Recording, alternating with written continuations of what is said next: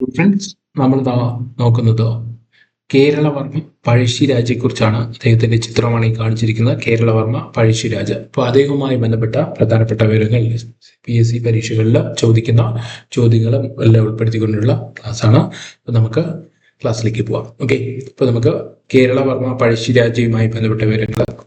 അപ്പൊ ആദ്യമായിട്ട് അദ്ദേഹം ജനിക്കുന്നത് 1753 ജനുവരി 3-നാണ്. കണ്ണൂരിലെ പഴശ്ശിയിലാണ് ആര് ജനിക്കുന്നത്? പഴശ്ശിരാജ ജനിക്കുന്നത്. അപ്പൊ 1753 ജനുവരി 3-ന് കണ്ണൂരിൽ ജനിക്കുന്നു.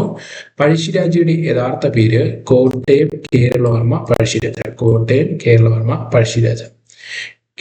കൊട്ടിയോട്ട് രാജ. കൊട്ടിയോട്ട് രാജ എന്ന് ബ്രിട്ടീഷുകാർ വിളിച്ചിരുന്നത് ഇദ്ദേഹത്തെയാണ്, കൊട്ടിയോട്ട് രാജ. അതുപോലെ തന്നെ പഴശ്ശിരാജയുടെ രാജവംശം ഏതെന്ന് ചോദിച്ചാൽ കോട്ടയം രാജവംശം. ഓർത്തു വയ്ക്കുക, ചോദിച്ചിട്ടുള്ളതാണ്. പഴശ്ശിരാജയുടെ രാജവംശം ഏതെന്ന് ചോദിച്ചിട്ടുണ്ട്, കോട്ടയം രാജവംശമാണ്. ഒന്നാം പഴശ്ശി വിപ്ലവത്തിന്റെ കാലഘട്ടം 1793 1797 ഒന്നാം പഴശ്ശി യുദ്ധത്തിന്റെ കാലഘട്ടം. പഴശ്ശി വിപ്ലവത്തിന്റെ ഒന്നാം പഴശ്ശി വിപ്ലവം ഉണ്ടാകാൻ കാരണം ബ്രിട്ടീഷുകാരുടെ തെറ്റായ നികുതി നയമായിരുന്നു. ഒന്നാം പഴശ്ശി വിപ്ലവത്തിന്റെ പ്രധാന കേന്ദ്രം പുരളിമലയാണ്. ഈ പുരളിമല സ്ഥിതി ചെയ്യുന്ന താലൂക്ക് ചോദിച്ചാൽ തലശ്ശേരി താലൂക്കാണ്. കണ്ണൂർ ജില്ലയിലാണ് തലശ്ശേരി. രണ്ടാം പഴശ്ശി കലാപം 1800 മുതൽ 1805 വരെയാണ്. വയനാടിന്റെ അധികാരം പിടിച്ചെടുക്കാനുള്ള ശ്രമമായിരുന്നു രണ്ടാം പഴശ്ശി കലാപത്തിന് കാരണമായിട്ട് പറയുന്നത്. അപ്പൊ ശ്രദ്ധിക്കുക, ജനിക്കുന്നത് 1753 ജനുവരി 3 കണ്ണൂരിലെ പഴശ്ശിയില്. പഴശ്ശിരാജയുടെ യഥാർത്ഥ പേര് കോട്ടയം കേരളവർമ്മ പഴശ്ശിരാജ. കൊട്ടിയോട്ട് രാജ എന്ന് ബ്രിട്ടീഷുകാർ വിളിച്ചത് പഴശ്ശിരാജയാണ്. പഴശ്ശിരാജയുടെ രാജവംശം കോട്ടയം രാജവംശം. ഒന്നാം പഴശ്ശി വിപ്ലവത്തിന്റെ കാലഘട്ടം 1793 1797. കാരണം ബ്രിട്ടീഷുകാരുടെ തെറ്റായ നികുതി നയം. ഒന്നാം പഴശ്ശി വിപ്ലവത്തിന്റെ പ്രധാന കേന്ദ്രം പുരളിമലയാണ്. പുരളിമല സ്ഥിതി താലൂക്ക് ചോദിച്ചാൽ തലശ്ശേരി എന്ന് ഓർത്തുവയ്ക്കുക. രണ്ടാം പഴശ്ശി വിപ്ലവത്തിന്റെ കാലഘട്ടം 1800 മുതൽ 1805 വരെ. വയനാടിന്റെ അധികാരം പിടിച്ചെടുക്കാനുള്ള ബ്രിട്ടീഷ് ശ്രമത്തിന്റെ ഫലമായിട്ടാണ് രണ്ടാം പഴശ്ശി കലാപം ഉണ്ടാകുന്നത് എന്ന് ഓർത്തുവയ്ക്കുക. അടുത്ത പോയിന്റ്, രണ്ടാം പഴശ്ശി വിപ്ലവ സമയത്ത് പഴശ്ശിരാജയെ സഹായിച്ച കുറിച്യർ നേതാവാണ് തലയ്ക്കൽ ചന്തു. സ്ഥിരമായിട്ട് ചോദിക്കുന്ന ചോദ്യമാണ്. അദ്ദേഹത്തിന്റെ സൈന്യാധിപനായിരുന്നു തലയ്ക്കൽ ചന്തു. കുറിച്യ വിഭാഗത്തു നിന്നുള്ള നേതാവാണ് തലയ്ക്കൽ ചന്തു. പഴശ്ശി വിപ്ലവങ്ങളെ സഹായിച്ച ഗോത്രവർഗം എന്ന് വെച്ചാൽ കുറിച്യർ. ഇദ്ദേഹത്തിന്റെ യുദ്ധമുറ ഒളിപ്പോർ അഥവാ ഗൊറില്ല വാർഫെയർ എന്ന് ഉദ്ദേശിക്കും. മറ്റ് പ്രധാന അനുയായികളാണ് എടച്ചര കുങ്കൻ നായർ, കൈതേരി അമ്പു, കണ്ണവത്ത് ശങ്കരൻ നമ്പ്യാർ, ഉള്ളൂർ ഏകമാൻ നായർ.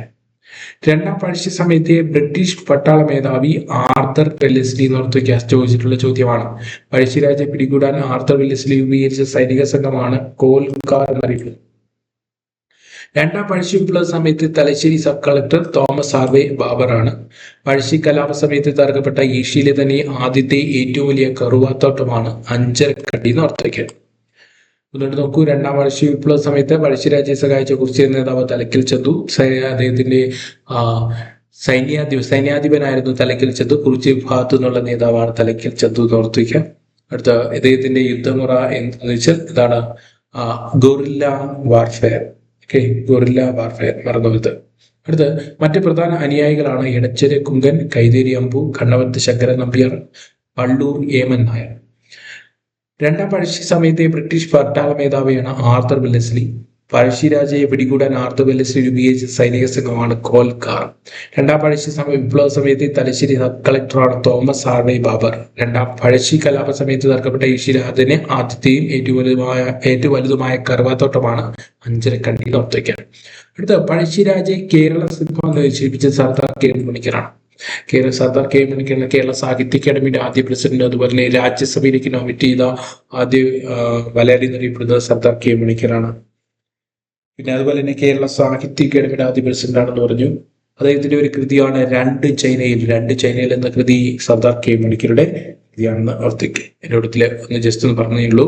കേരള സിംഹം എന്ന പുസ്തകം എഴുതിയത് സർദാർ കെ മണിക്കർ. അതിലാണ് പഴശ്ശിരാജയെ കേരള സിംഹം എന്ന് വിശേഷിപ്പിക്കുന്നത്.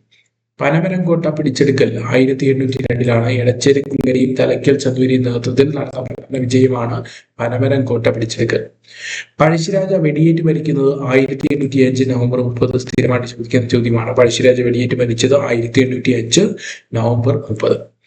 പരാജിതനായ ഒരു ശത്രു എന്നതിനേക്കാൾ ഈ രാജ്യം മുറപ്രകാരമുള്ള ഒരു നാടുവാഴിയായി അദ്ദേഹത്തെ കാണണം എന്ന് പഴശ്ശിരാജ മരണശേഷം ബാബർ കളക്ടർക്ക് കത്തെഴുതി. ഇപ്പോൾ ബാബർ പറഞ്ഞ വാക്കുകളാണ്.